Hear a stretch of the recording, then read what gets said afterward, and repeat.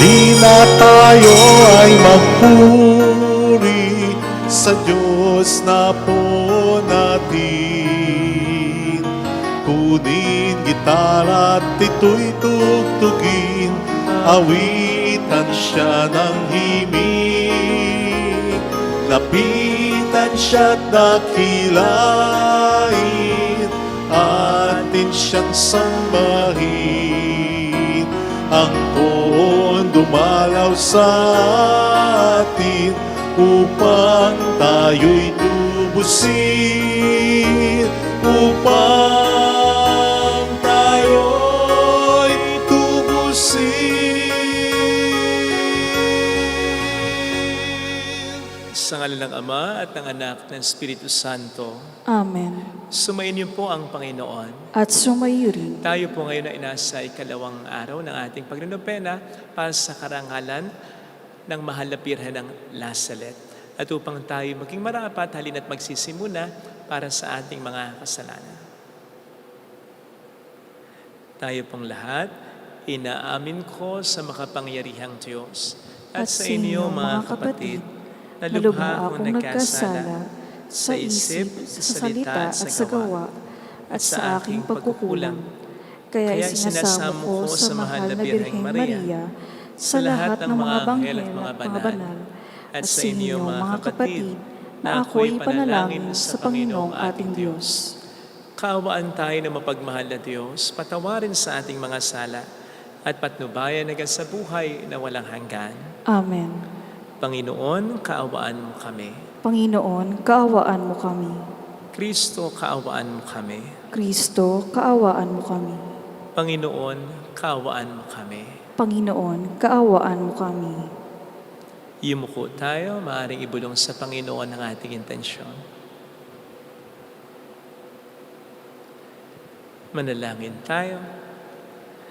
Ama naming makapangyarihan, loobin mong kami tuwangan ng banal na panalangin ng mahal na Birhen ng Lazaret upang kami lumaya sa lahat ng panganib at makapanatili sa iyong kapayapaan sa pamamagitan ni Jesucristo kasama ng Espiritu Santo magpasa walang hanggan. Amen. Magdasal nga po pala natin ang mga OFW, ang mga tumutulong sa ating simbahan, gayon din ang mga may sakit at ang mga may pinagdaraanan.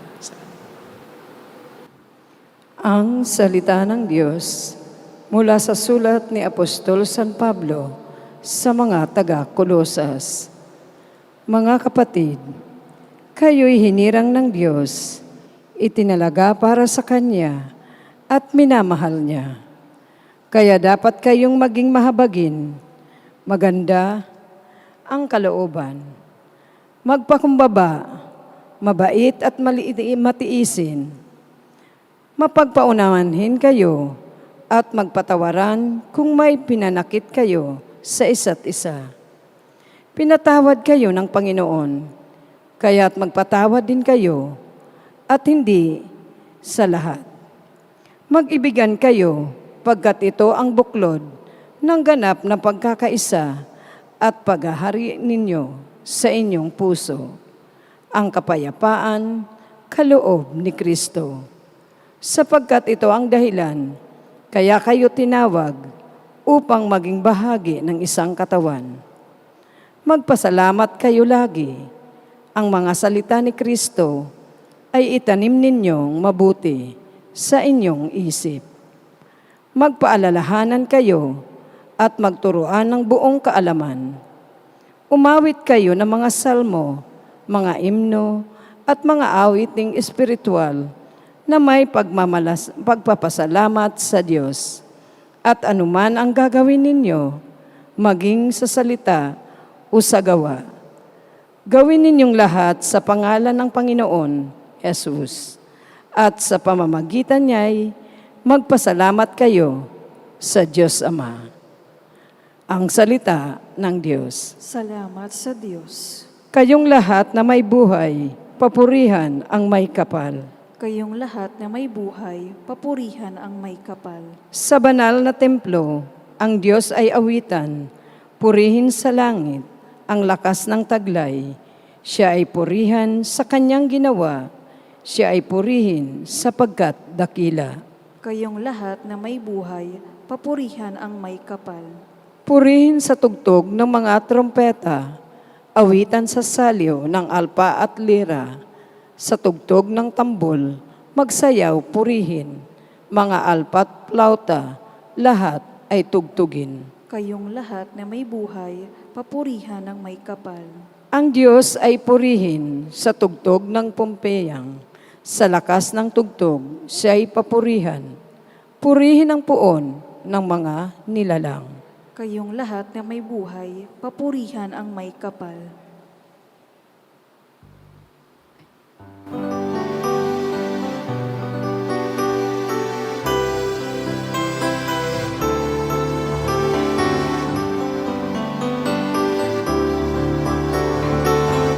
Hallelujah, hallelujah, hallelujah,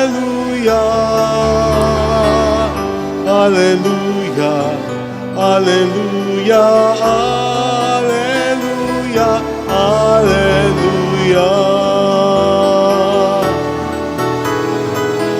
hallelujah, hallelujah,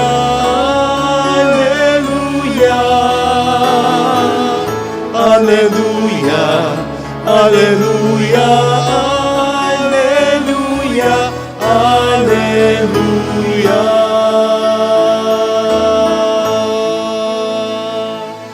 Sumainyo ang Panginoon. At sumayo rin. Ang mabuting balita ng Panginoon ayon kay San Lucas. Papuri sa iyo, Panginoon. Noong panahong iyon, sinabi ni Jesus sa kaniyang mga alagad, "Sinasabi ko sa inyo, mga nakikinig, ibigin ninyo ang inyong mga kaaway. Gawin ninyo ng mabuti ang mga napupuot sa inyo. Pagpalain ninyo ang mga sumusumpa sa inyo. Idalangin ninyo ang mga umaapi sa inyo. Kapag sinampal ka sa isang pisngi, iharap mo rin ang kapila. Kapag inaagaw ang iyong balabal, ibigay mo pati ang iyong baro. Bigyan mo ang bawat nangihingi sa iyo. At kung may kumuha sa iyong ari-arian, ay huwag mo nang bawiin pa ang mga iyon. Gawin ninyo sa iba ang ibig ninyong gawin nila sa inyo. Kung ang iibigin lamang ninyo ay ang mga umiibig sa inyo, ano pang gantimpala ang inyong ihintayin? Kahit ang mga makasalanan ay umiibig din sa mga umiibig sa kanila. At kung ang gagawan lamang ninyo ng mabuti, ang gumagawa sa inyo ng mabuti, ano pang gantimpala ang inyong hihintayin? Kahit ang mga makasalanan ay gumagawa rin ito. Kung ang pahihiramin lamang ninyo ay ang mga taong inaasahan ninyong makababayad sa inyo, ano pang gantimpala ang inyong hihintayin? Kahit ang mga makasalanan ay nagpapahiram din sa mga makasalanan sa pag-asa ang mga ito'y makababayad. Sa halip, ibigin ninyo ang inyong mga kaaway at gawan ninyo sila ng mabuti. Magpahiram kayo na hindi umaasa ng anumang kabayaran. Sa gayon, malaking gantimpala ang tatamuhin ninyo at kayo magiging mga anak ng kataas-taasan. Sapagkat siya'y mabuti sa masasama at sa mga hindi marunong tumanaw ng utang na loob. Maging mahabagin kayo gaya ng inyong ama. Huwag kayong humatol at hindi kayo hatulan ng Diyos. Huwag kayong magparusa at hindi kayo parurusahan ng Diyos. Magpatawad kayo sa inyong kapwa at patatawarin kayo ng Diyos. Magbigay kayo at bibigyan kayo ng Diyos. Hustong takal, siksik, liglig at umaapaw pa ang bibigay sa inyo. Sapagkat ang takalang ginagamit ninyo sa iba ay siya rin gagamitin ng Diyos sa inyo. Mga kapatid, ang mabuting balita ng Panginoon. Pinupuri ka namin, Panginoong Hesukristo. Welcome po sa Our Lady of Lazaret, Kwasay Parish, kung saan ayos lang pong umiyak at samahan tayo ng mahal na ina sa pag-iyak at sa pagdarasal upang maging maayos ang lahat. Natatandaan ko po dati nung ako'y naka-assign sa Basilica Minore ng Immaculada Concepcion sa atin pong Kapitolyo sa Malolos. Nagkaroon po kami ng gathering sa rooftop, sa pang-apat na palapag ng kumbento. At doon kitang-kita mo ng malapitan yung malaking imahe ng Immaculada Concepcion sa tuktok ng Basilica. And I couldn't help but wonder, Paano yun nalagay doon? Considering na matagal na po yun, ha? Tapos sabi, solid na bato yun. Ang laki pa kaya? 6 feet yata yun. So, magtataka ka kung paano yun nailagay doon. Taas nun. Pero sabi nga po nung asama kong pari noon, wala namang mahirap ang hindi kakayaning gawa ng paraan kung gugustuhin lang. Naalala ko lang po yung sinabi ng kapatid kong paring ito sa Ebanghelyo na atin ngayong pinagninilayan. Kasi isa ito sa mga napakahirap na utos ng Diyos. Mahalin ang kaaway at gawa ng mabuti. Di ba? Yung mahalin nga parang imposible na yung panggagawa ng mabuti. O yung gawa na lang ng mabuti. Parang ang hirap na yung mamahalin pa ba? Oh, come on. Pwede siguro yun kung, sige, mahalin ang kaaway, yakapin. Ekspresyon ng pagmamahal, yakapin. Yakapin na yakapin, mahigpit na mahigpit, hanggang sa hindi na makahinga. Joke lang. Pero seryoso itong sinasabi ng Panginoon dito. Hindi po talinghaga ito. Diretso ito. At utos ito. Kailangan nating gawin. Sapagkat mahirap man, tulad ng sabi ng kaibigan kong pare, magagawan pa rin naman ng paraan kung gugustuhin lang. At paano nga ba natin ito magagawa ng paraan? Yung mahalin at gawan ng kabutihan, ang kaaway. Una, gustuhin muna natin sapagkat yun ang sinabi natin, di ba? Ano mang mahirap, magagawa ng paraan, kung gugustuhin lang. Gustuhin muna natin. And this basically means trying to remove our bias against it, na ito ay mahirap or imposibleng gawin. Kasi kung sa una pa lang, yun ang mindset natin, ito'y mahirap at imposibleng gawin. Una pa lang, mahirapan na tayo kahit hindi pa natin ina-attempt na gawin ito. So alisin natin sa isip natin yung ito'y mahirap, lalong-lalo na ito'y imposibleng gawin. Pwedeng sabihin natin mahirap pero hindi imposible. Now, ano naman ang paraan na dapat gawin natin? Marami, pero I believe foremost of all these ways is just to obey Jesus. Sundin lang natin si Jesus. Si Jesus itong nag-uutos. Si Jesus na una, hindi ipagagawa sa atin kung alam niyang hindi natin kakayanin. At si Jesus na hindi mag-uutos sa atin ng isang bagay na alam niya rin hindi makatutulong sa atin. Lalong-lalo na pag mahirap, hindi niya tayo pababayang maghirap. Sabi ko nga, kung wala siyang magandang pinabalak. So, yung una, hindi niya ipapagawa sa atin kung alam niyang hindi natin kakayanin. Hindi ko po alam kung napapansin niyo sa mga matatanda, partikular na sa mga magulang, in relation kapag pinapasunod nila ang kanilang anak na i-try, gawin ang isang bagay na hindi pangkaraniwan o nakatatakot para sa kanilang anak. Hindi ko alam kung napapansin po ninyo na isa sa mga paraan para makumbinsi nila ang anak nila ay yung sila mismo muna ang gagawa nito ng pinapagawa nila sa anak nila. Halimbawa, pinapahawakan ng magulang sa kanyang anak ang isang hayop katulad ng aso o kaya ng ahas sa zoo, ayaw ng anak. So ano gagawin ng magulang? Siya muna ang hahawak. Kapag may pinapakain ang magulang na hindi pangkaraniwan sa kanyang anak, siya muna ang tumitikim. Siya muna kumakain. At kapag pinalulusong ng magulang ang kanyang anak sa pool o kaya sa dagat, siya muna ang lulusong. Di ba? Saka sabihin sa anak, Chab, lusong na. Yun yung paraan ng magulang in order to give their children confidence. Na yung pinagagawa nila ay kayang gawin ng anak nila at makatutulong din naman sa anak nila sapagkat sila na ang unang gumawa nito para sa anak nila. Mas talong ganon ang ating Panginoon. Yung mga sinasabi niya dito, umiibig sa kaaway, gumagawa ng mabuti sa napupuot, pinagpapala ang mga sumusumpa, ipinagdarasal ang mga umapi. Siya yun Siya ito Siya rin yung kinuha ang kanyang damit o balabal. So bago niya ipagawa sa atin, ginawa po muna niya. Kaya hindi natin po pwede siyang akusahan na hindi tayo iniintindi sa ating kalalagayan o hindi man lang iniisip kung kaya ba natin o hindi, basta nag-uutos na lang, hindi siya ganon. Bago niya iutos sa atin, ginawa muna niya upang ipakita sa atin na kakayanin natin. Isipin po ninyo ang pinag-uusapan natin dito sa Jesus. Sabihin niyo ng Diyos pero hindi niya ginamit ang kanyang pagka-Diyos para lamang kayanin ang mga bagay na mahirap. Pero gusto kong kunin yung punto na Diyos siya Wala siyang kasalanan Kaya mas matindi ang dating sa Kanya ng mga umaaway sa Kanya. I mean, mas nasasaktan siya. Kasi kahit tayo ay inaapi, kahit tayo inaalimura, o kahit tayo ay pinagwawalang bahala, makasalanan tayo Kaya kahit papaano, hindi masyadong solid yung sakit na nararamdaman natin. Dahil tayo'y makasalanan din. Tayo'y imperfect din. Ang Panginoon, perfecto. Walang bahidungis. Kaya kahit maliit na kasalanan sa Kanya, ay nakasasakit sa Kanya. But despite this, nagmamahal siya, nagpapatawad siya, at gumagawa rin siya ng mabuti. Kahit na sa mga masama ang loob o sa mga may masamang ginagawa sa Kanya. So wag po nating isipin, hindi natin kakayanin. Sapagkat ito ay ginawa na para sa atin ng Panginoon natin. At hindi rin naman din niya ipapagawa sa atin kung alam niya hindi makatutulong sa atin. Lagi nating sinasabi na ang pagkapatawad ay hindi para sa pinapatawad, kundi para sa atin na dapat magpatawad. So much so na pwede nating sabihin na ang talo talaga sa huli ay hindi yung dapat patawarin, kundi yung kailangan magpatawad, ayaw magpatawad. So yun, ito'y nakatutulong sa atin. Pero wag po sanang masentro lang tayo doon. Yes, ito'y malaking tulong sa atin in as much as hindi na natin dadalhin sa puso natin yung bigat o yung sakit na ginawa sa atin kapag ang tao ay pinatawad na natin, minahal na natin, o kaya kinalimutan na natin ang ginawa sa atin. Hindi lang yun Huwag tayong masentro lang doon.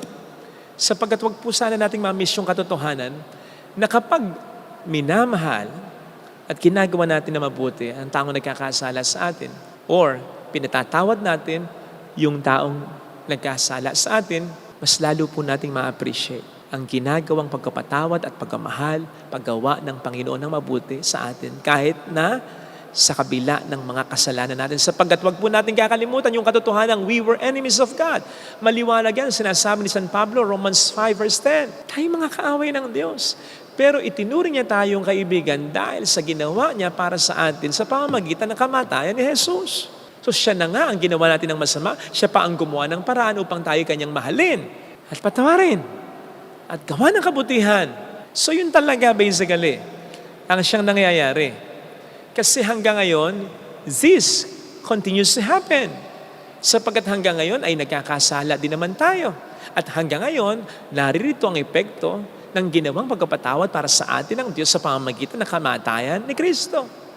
Kaya kapag tayo nagiging mabuti, kahit sa nagkakasala sa atin, mas ma-appreciate po natin yung katotohanan ito na ginawa at patuloy na ginagawa ng Panginoon sa atin. Na sa kabila ng ating mga kasalanan, tayo kanyang pinapatawad, minamahal at ginagawa ng kabutihan.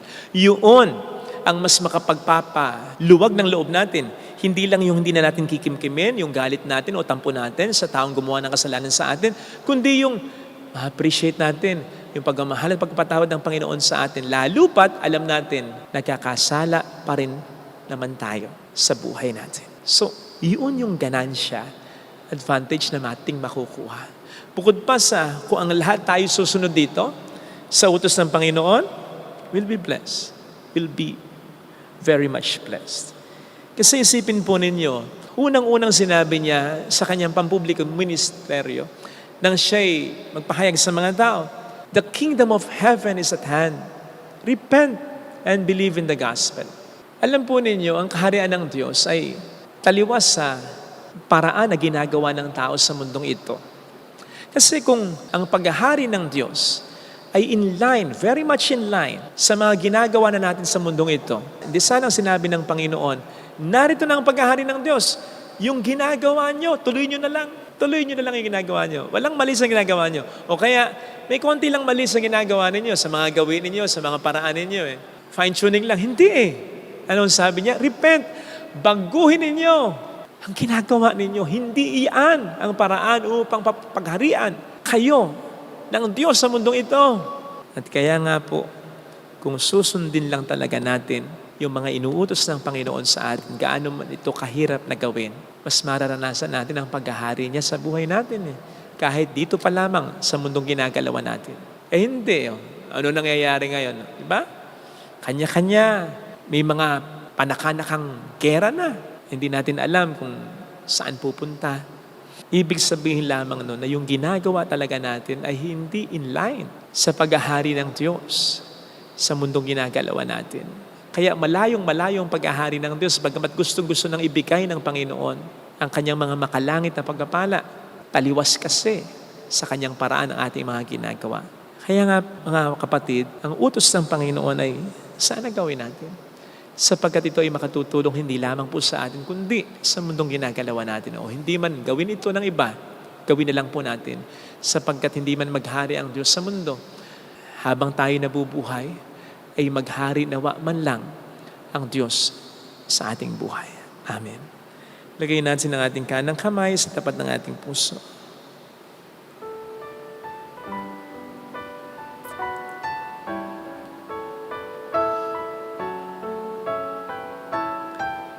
Awitin natin, alam kong may magagawa ang Diyos.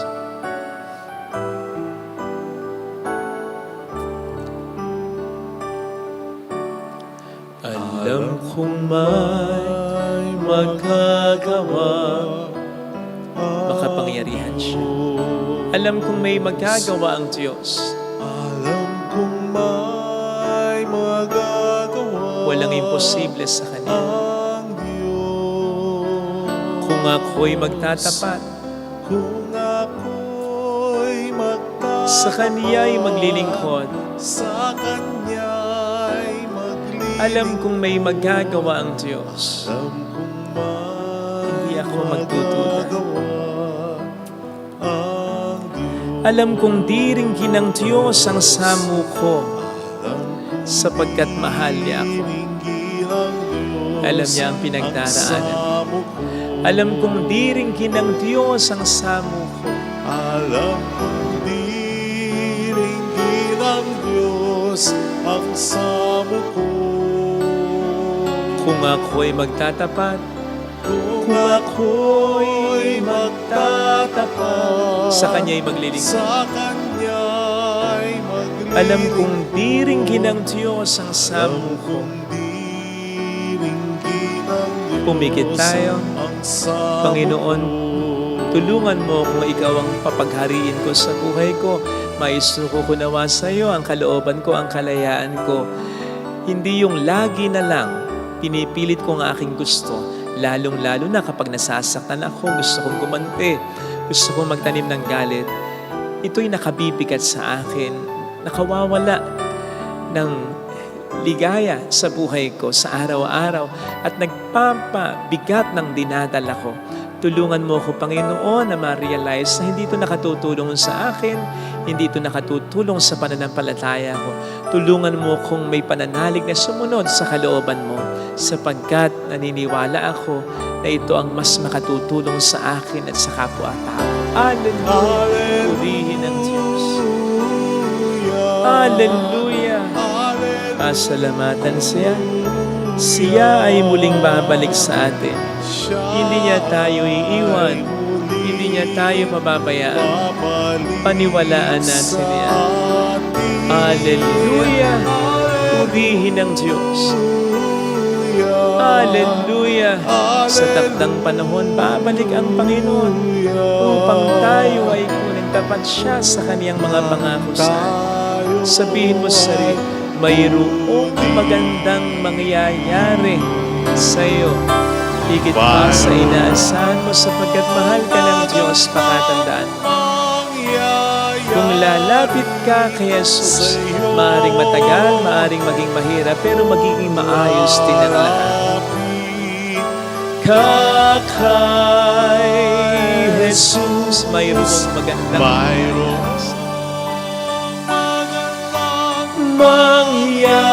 mangyayari sa iyo kung lalapit kay Jesus. Unti-unti magiging maayos. Papuri sa Ama at sa Anak sa Espiritu Santo. Kaparang ng sa unang-unang ngayon, magpakailanman at magpasawalang hanggan. Amen.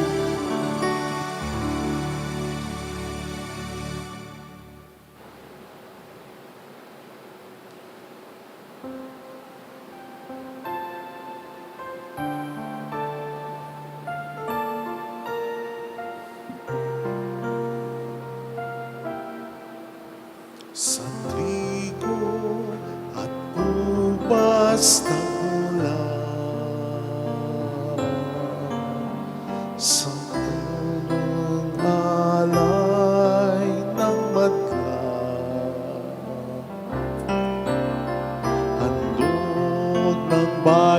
mong inilang,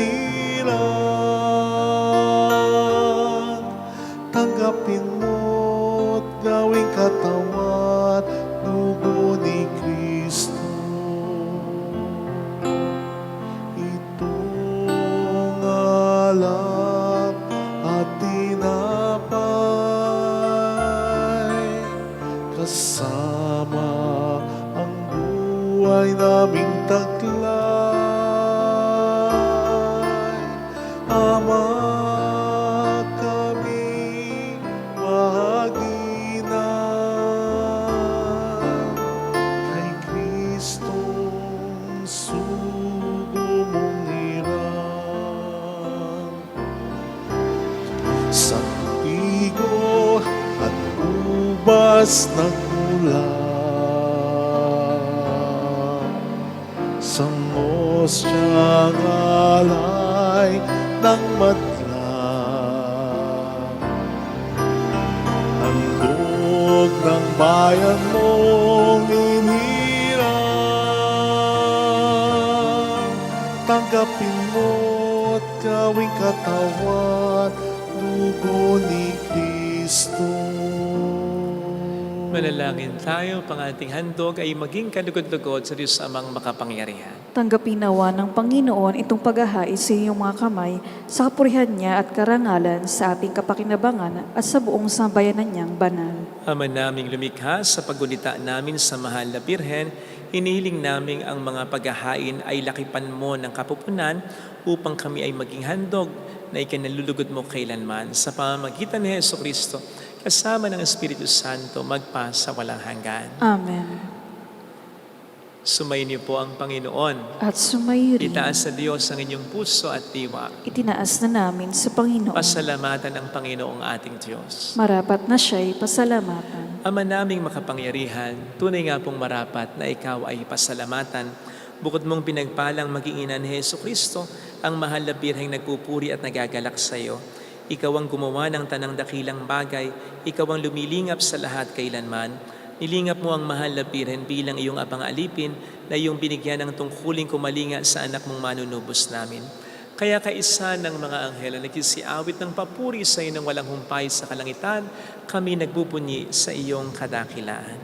Santo, Santo, Santo, Panginoong Diyos ng mga hukbo, napupuno ang langit at lupa ng kadakilaan mo, o sana sa kaitaasan, pinagpara ang naparirito sa ngalan ng Panginoon, o sana sa kaitaasan.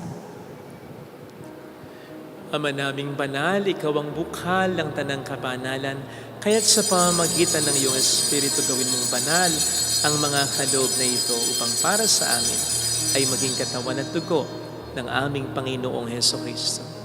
Bago niya pinagtiis ang kusang loob na maging handog, hinawakan niya ang tinapay, pinasalamatan ka niya, pinaghati-hati niya iyon, niabot sa kaniyang mga alagad at sinabi, tanggapin ninyong lahat ito at kanin. Ito ang aking katawan na ihahandog para sa inyo.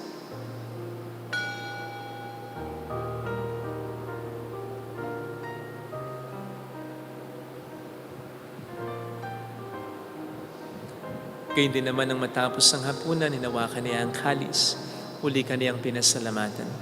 Iniabot niya ang kalis sa kaniyang mga alagad at sinabi, tanggapin ninyong lahat ito at inumin.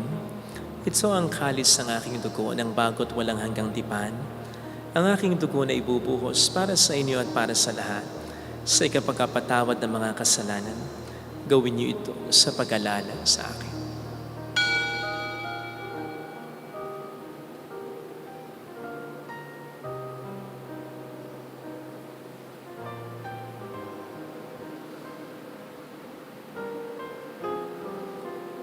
Ipagbunyi natin ang misteryo ng ating pananampalataya.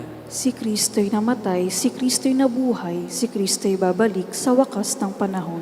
Ama, ginagawa namin ngayon ang pag-alaala sa pagkamatay at muling pagkabuhay ng iyong anak. Kaya inialay namin sa iyo ang tinapay ng buhay at ang kalis ng kaligtasan. Kami nagpapasalamat dahil kami iyong minarapat na tumayo sa harap mo para maglingkod sa iyo. Sinasamo namin kami na magsasalo sa katawan at dugo ni Kristo ay mabuklod sa pagkakaisa sa pamamagitan ng Espiritu Santo. Ama, lingapin mo ang iyong simbahang laganap sa buong daigdig. Puspusin mo kami sa pag-ibig. Kaisa ni Leon na aming Papa, Dennis na aming Obispo at ang Tanang Kaparian. Alalahanin mo po ang mga kapatid naming nahimlay nang may pag-asang sila'y muling mabubuhay, lalo na pong aming ipagdarasal. Saglit tayong manahimik at ipagdasal ang ating mga minamahal na yumao. Kaawaan mo sila at patuloyin sa iyong kaliwanagan. Kaawaan mo at pagkingtapatin kaming lahat na makasalo sa iyong buhay na walang wakas. Kaisa ang mahal na Birhen ng Lazaret, ang Ina ng Diyos. Isanose ang kabiyak ng kanyang puso lahat ng mga banal na namuhay dito sa daigdig ng kalugod-lugod sa iyo. May pagdiwang nawa namin ang pagupuri sa ikararangal mo sa pamamagitan ng iyong anak na aming Panginoong Jesucristo. Sa pamagitan ni Kristo, kasama niya at sa Kanya, ang lahat ng parangal papuri ay sa iyo, Diyos amang makapangyarihan, kasama ng Espiritu Santo, magpasawalang hanggan.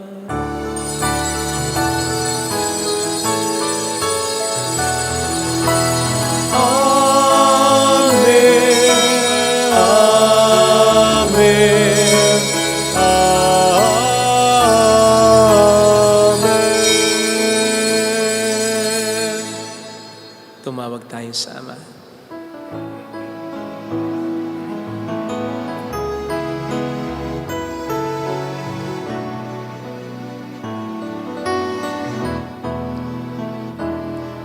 Ama namin, sumasalangit ka, sambahin ang ngalan mo, mapasamin ang kaharian mo, sundin ang loob mo dito sa lupa para nang sa langit. Bigyan mo kami ngayon ng aming kakanin sa araw at patawarin mo kami sa aming mga sala para ng pagpapatawad namin sa nagkakasala sa amin.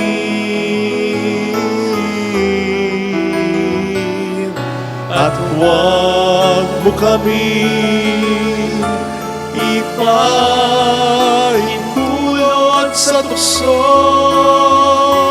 at tiyadya mo kami sa lahat ng masama.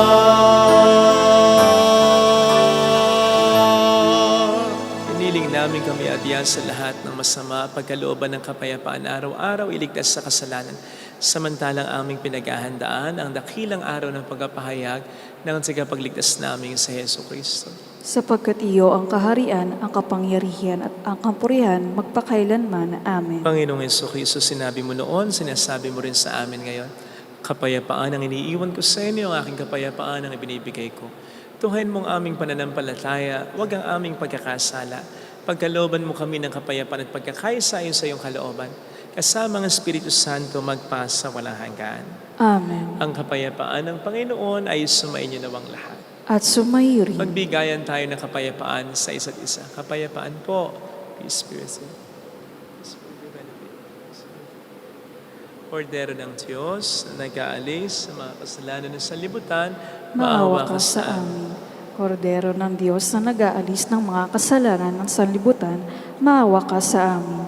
Kordero ng Diyos na nag-aalis ng mga kasalanan ng sanlibutan, ipagkaloob mo sa amin ang kapayapaan.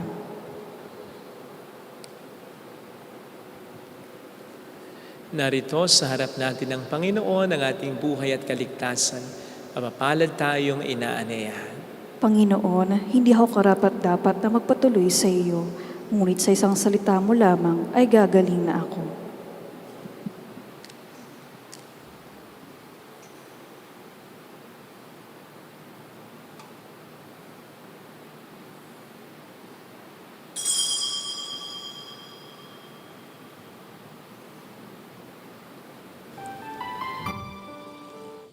Panalangin para sa espiritual na pakikinabang.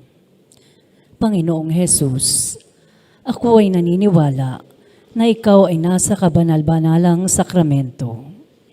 Iniibig kita ng higit sa lahat at ninanasa kong tanggapin ka sa aking kaluluwa. Sapagkat sa mga sandaling ito, hindi kita matatanggap sa sakramento. Tumuloy ka sa espiritu sa aking puso. Niyayakap kita na parabang naririto ka na. Inaalay ko ng buong buo ang aking sarili sa iyo. Huwag mong hayaang mawalay ako sa iyo. Amen. Bawat buhay ay may kulay. Kung mayroong pagmamahal, ang bawat tao'y may kanyang tanging pangarap. Tao kang may tungkuling magpayag ng pagmamahal. Ang kalinga sa iyo'y tanging handog ng Diyos, sapagkat ika'y sanga ng pag-ibig na sa Kanya'y bumubukal. At lahat ng biyaya sa Kanya ay iyong tinanggap, ay malayang ibagi sa isa't isa, sapagkat ika'y sanga ng pag-ibig ng Panginoon.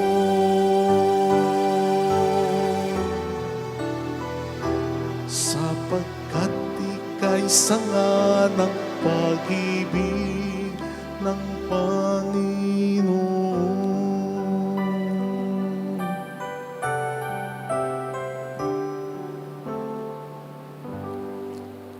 Manalangin tayo. Ama naming mapagmahal, sa pagsalo namin sa banal na pakikinabang, ang iyong kagandahang loob ay aming hinihiling upang ang pagkaparangal namin sa mahal na bira na pagtulad namin sa Kanya ay magpagindapat na aming paglingkuran ng pagganap sa kaloob mong kaligtasan. Sa pamamagitan ni Jesucristo, kasama ang Espiritu Santo magpasa walang hanggan. Amen. Holy God, Holy Mighty One, Holy Immortal One. Have mercy on us and on the whole world. Holy God, Holy Mighty One, Holy Immortal One. Have mercy on us and on the whole world. Holy God, Holy Mighty One, Holy Immortal One. Have mercy on us and on the whole world. Jesus, King of Mercy, We trust in you.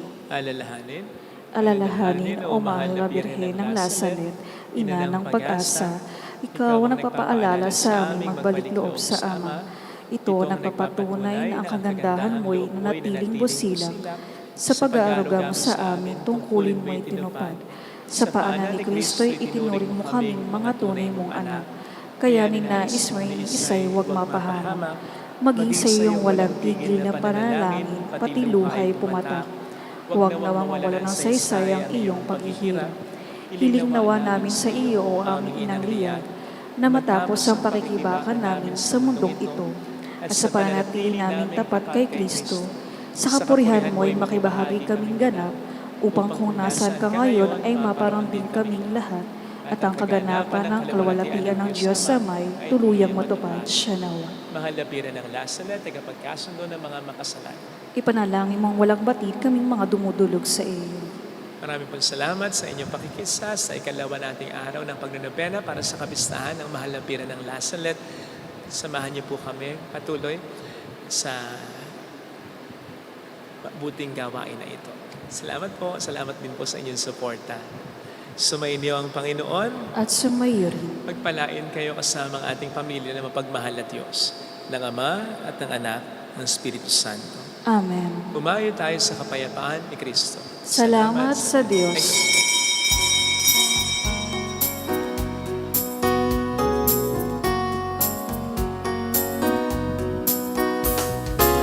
On this day, O Mother of our Lord, we sing you praise. up our way. Your tears did soften up the hearts of men, and they still do today. May our love for you bring comfort in your pain. On this day, O Mother of our Lord, we sing you praise for lighting up our way. Your tears did soften up the hearts of men, and they still do today. May our